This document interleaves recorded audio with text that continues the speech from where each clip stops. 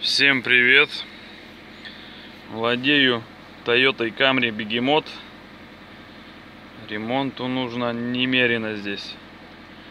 Короче, в первую очередь не могу открыть багажник. Не знаю, что делать. 4000 назад масло поменял.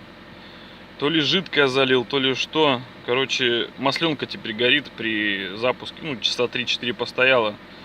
И при запуске масленка горит 10 секунд. Не знаю, что за фигня. Ну и то ли клапана, то ли что. Тарабанит.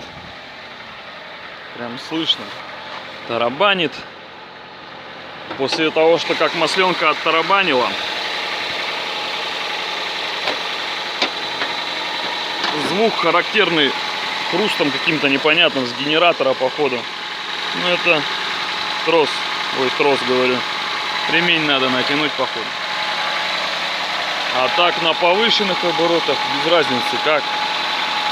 Холостые, на горячую, на холодную стучит как бы, не стук, не клинит, ничего, просто что как будто клапана. Ребят, кто знает, помогите. Что лучше сделать? Отрегулировать клапана, либо что, распредвалы, может.